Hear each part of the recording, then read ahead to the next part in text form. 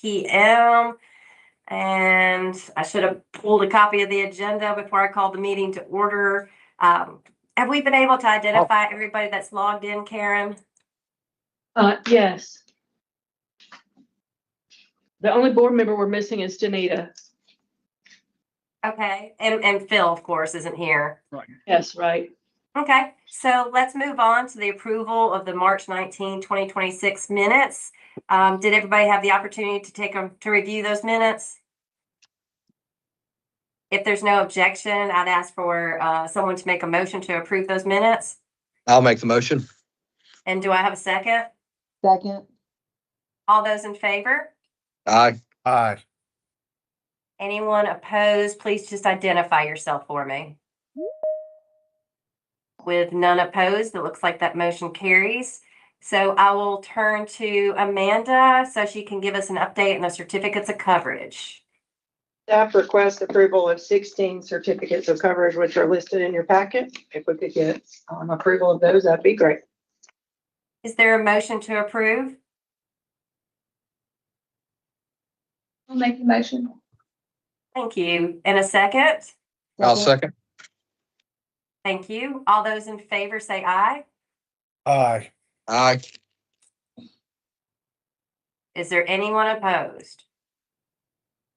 Hearing none, the motion carries. And Ms. Wallace, do you have the financial report for us? Yes, I do. Good afternoon. So if you'll go to the financial statements section, we'll begin with the financial statement review. So just to kind of put everybody in the right perspective, remember we do a 2 months period at a time because we meet every other month. So on the left side of the financials, you're going to see the 2 months ended comparison, April 30th, 2026 compared to April 30th, 2025. I'm going to ask you to look halfway down the page and it's going to say increase or decrease in net position. So our net position decreased for the 2 months ended April 2026, $864,000 compared to prior months, $943,000. So actual improvement of $78,000. Now, having said that, I kind of want to stop for a minute and just talk about how this program works, just to reset since we meet every other month. We assess in October, and that's when we bill our revenues for the year.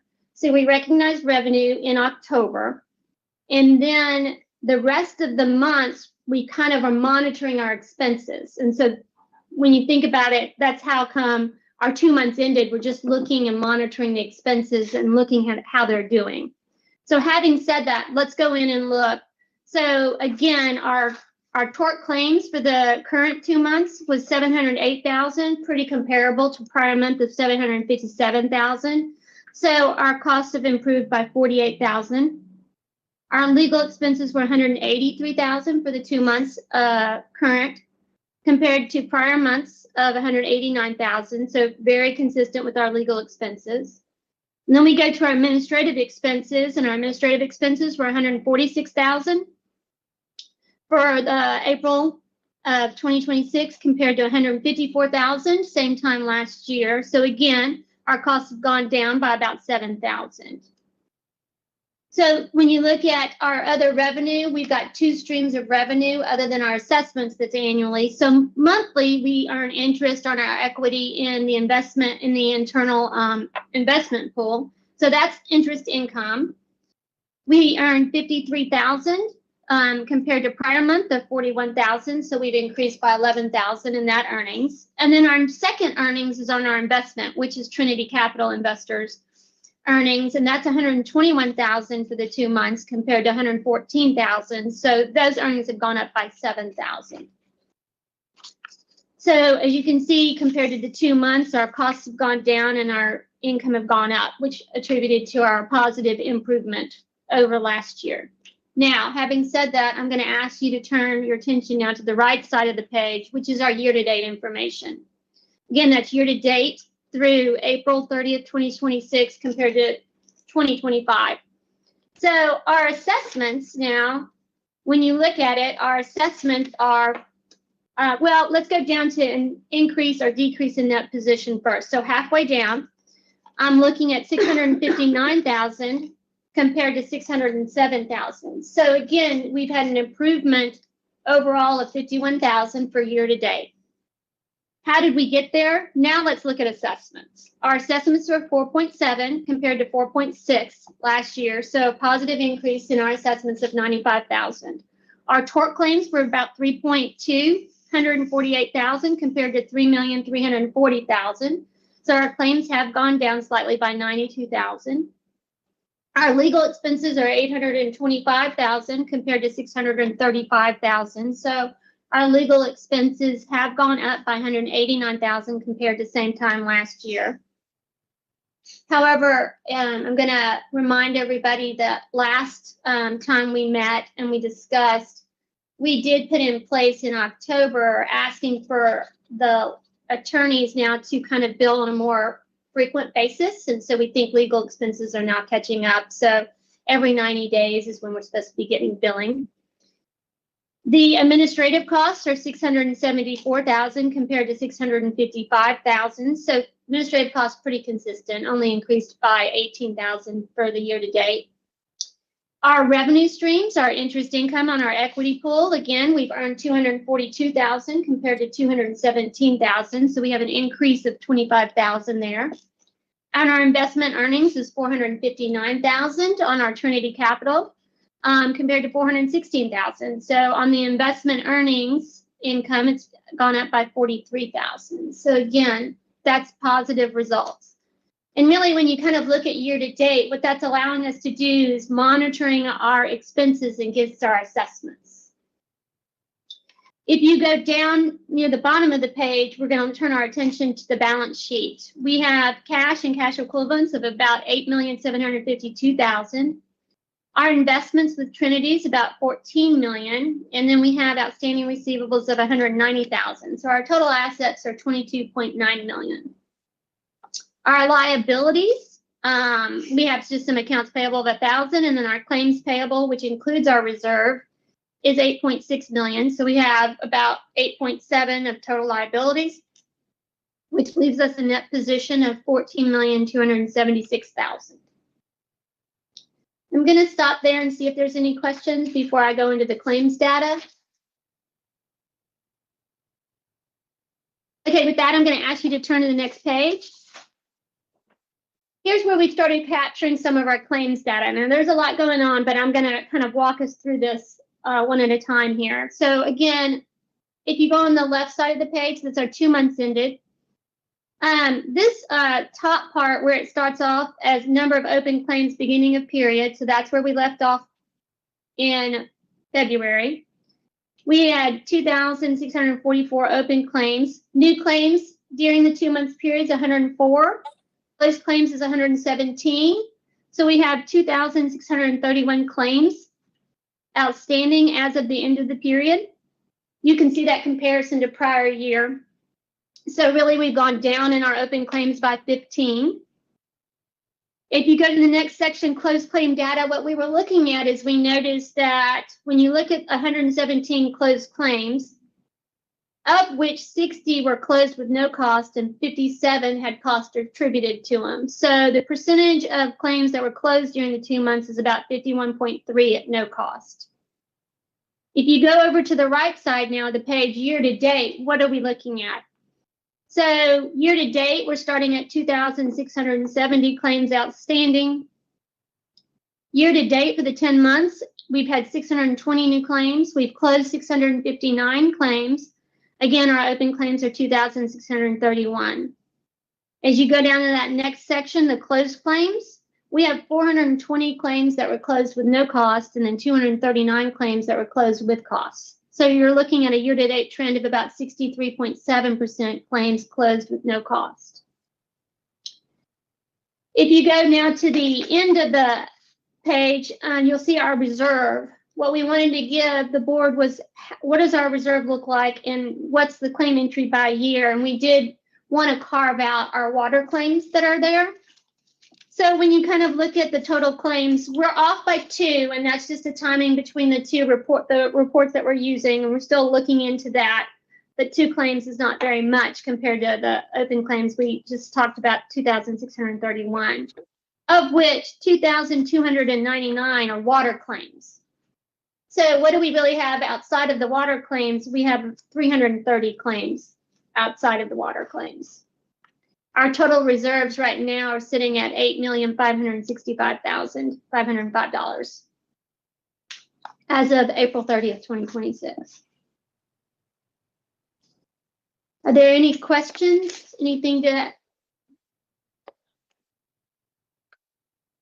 Thank you for your report.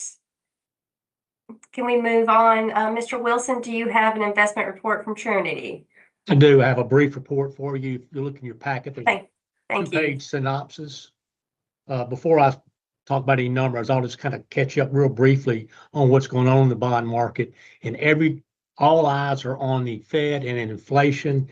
And as the Fed looks at inflation, inflation looks at oil prices. So as long as we're having elevated oil prices, we're going to have lower bond prices and higher yields. So with that in mind, we have about $14.5 million invested.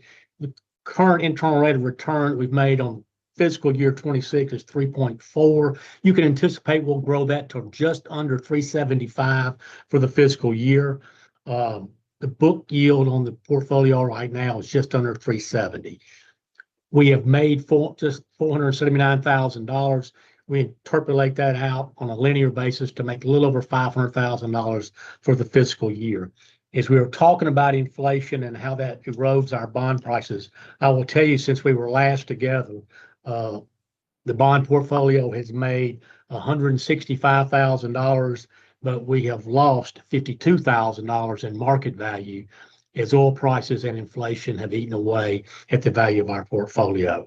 But you can anticipate that we'll have cash earnings of a little over $500,000, and hopefully we can stabilize the market values as the market becomes a little more adjusted to the little higher inflation and the higher oil prices. But until the conflict in the Middle East is over, we're going to have to just kind of hold our mouth right and hope we can stave off any market losses. That's our report, unless there's some questions that y'all may have. Thank you for that report. Gladly. Thank you. Amanda, back to you. Okay, included in your packet is the recent audit report conducted by Farley Consulting Services. The audit is just for informational purposes, and there's no action needed by the board. Anybody have any questions?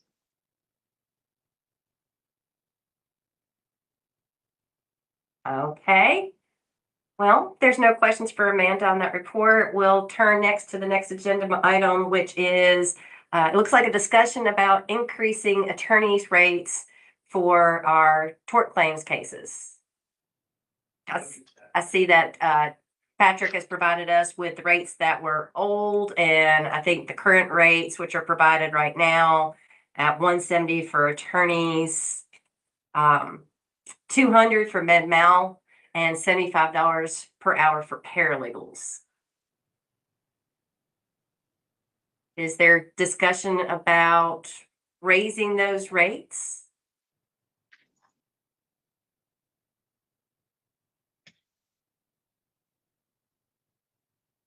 Kim, I'll just chime in that this was brought to DFA's attention by several attorneys, but also in discussing, what the rates are. We also had conversations with IHL and UMC. Both of those entities follow our attorney rates and have agreed more or less that they are in need of raising those rates. The Office of Insurance is not making a per se recommendation on what those rates should be. I think last board meeting we had opened the discussion and we're kind of talking around the $200 per hour for general liability auto, and then for around $225, I think, is what the conversation was around for med mal. I don't know if the board wishes to continue that conversation or if this is something that they're wanting to continue to table because they're thinking about it, but we stand at any questions that you may have.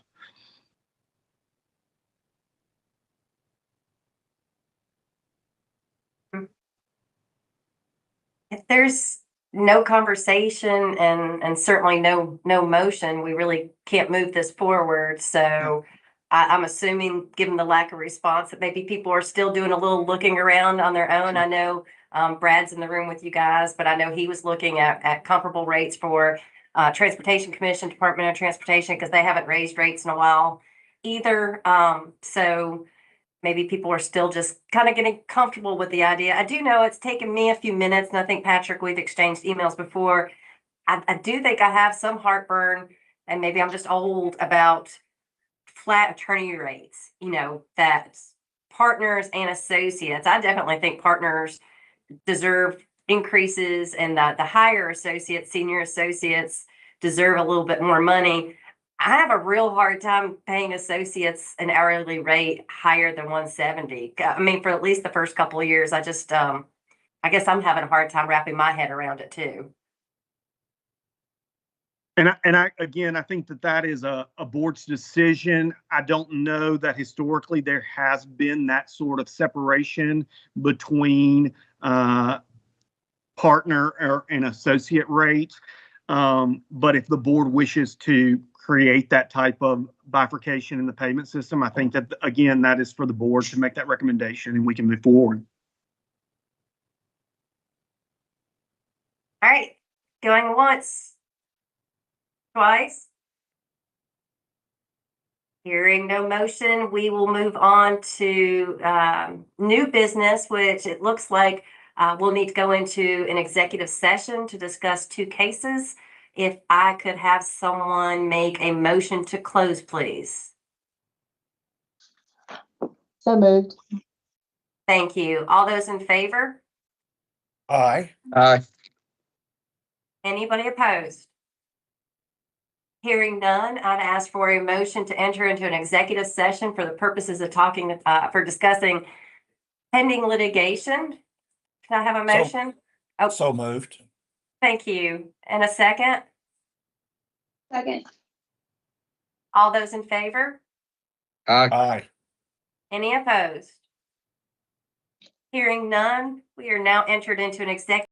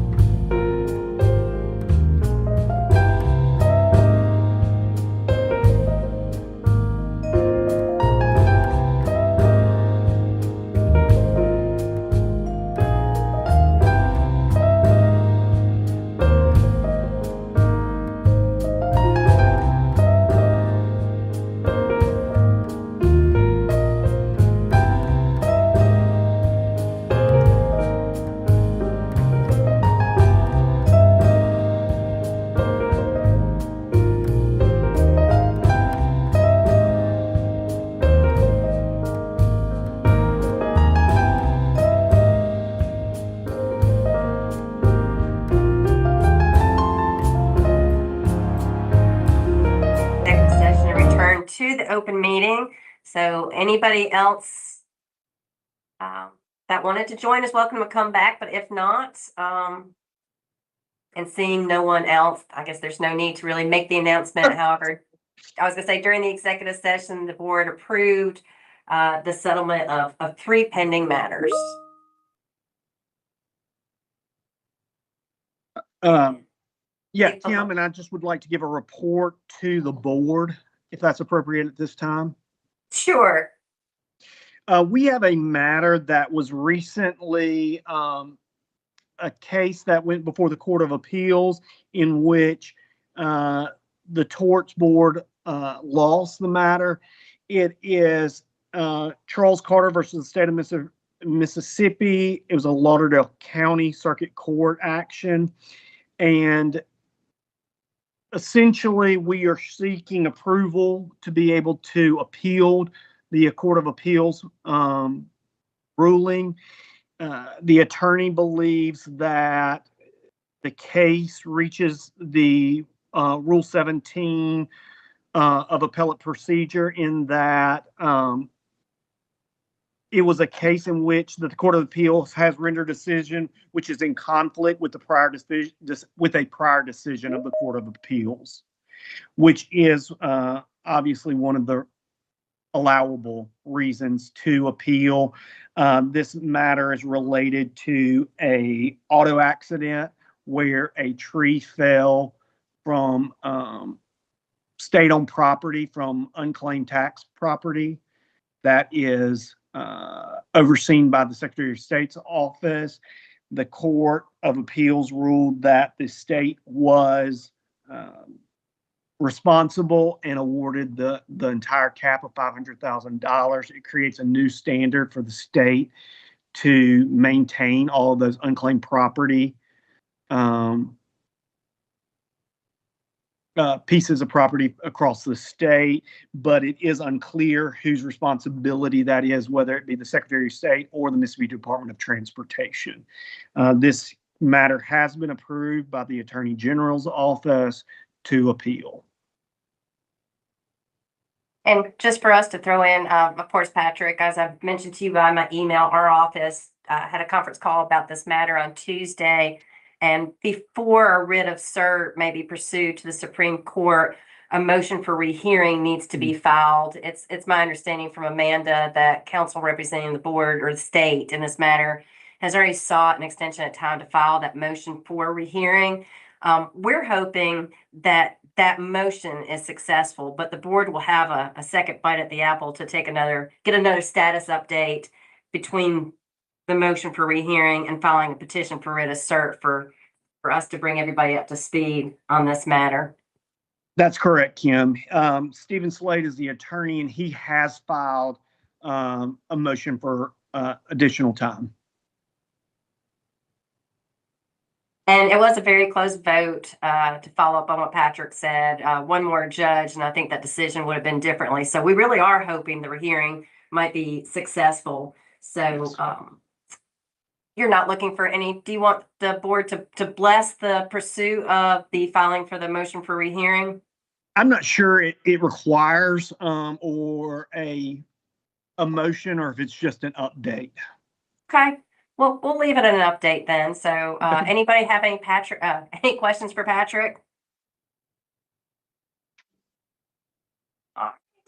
I think that is the last item on our agenda. So the next meeting will be July 16th, 2026.